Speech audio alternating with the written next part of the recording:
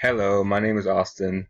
Three adjectives that I would use to describe myself are punny, which is a word that I kind of made up. It's not funny, like people don't laugh at the things that I say, but I make puns. Like the way my brain works is somebody will say a word, and then I'm very good at word association, associating it with different meanings of that word.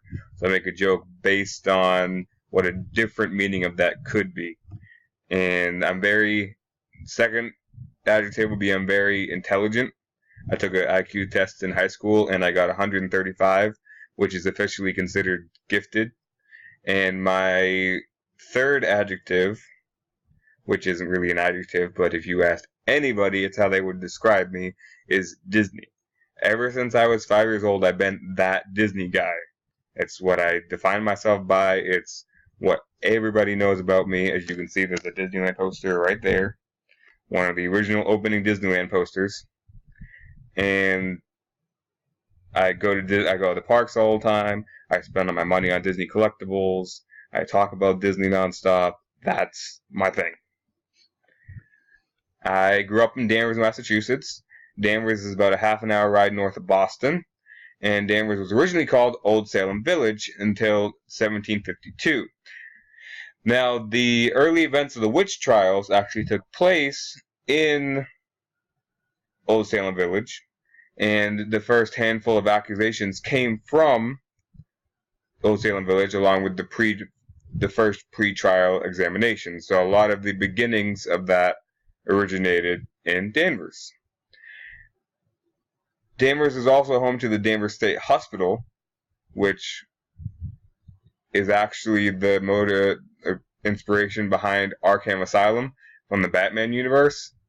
And there was a movie filmed there in 2001 called Session 9 about all the horrific things that they did. That they were doing, like lobotomies and shock therapy and all kinds of horrible stuff. And it's supposedly haunted. They built apartment buildings on top of that site. I don't know why.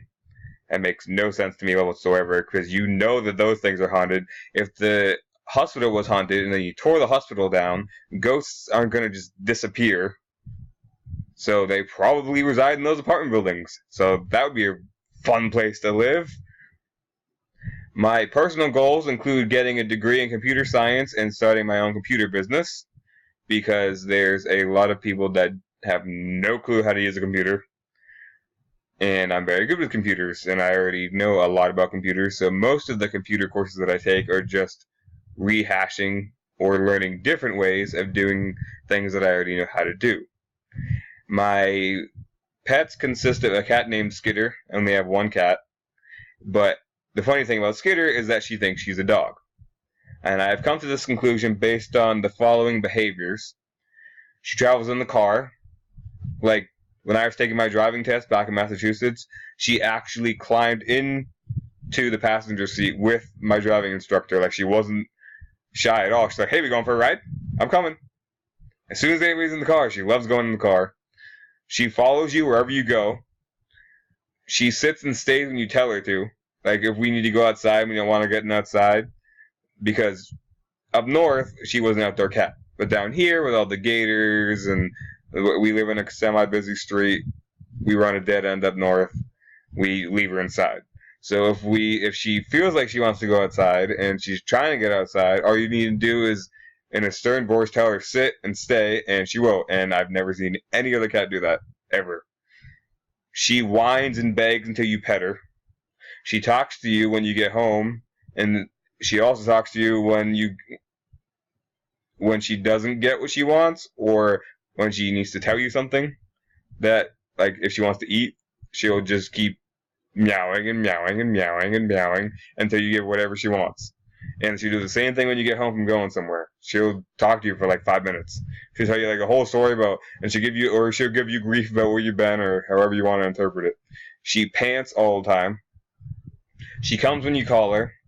And she has separation anxiety, and the second that you get in the door, she will be all over you. And most cats are the exact opposite. They just want to be independent and do their own thing and have nothing to do with you. And the last thing that I want to talk about today is my bucket list. My bucket list consists of mostly Disney things. Like I want to go to every single Disney park. I want to go on every single Disney cruise line. And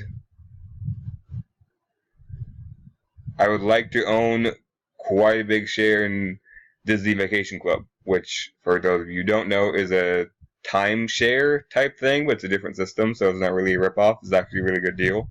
And the more money you put in, the more vacations you can go on through them. Well, that's my video. I hope you guys liked it. Have a great week, everybody.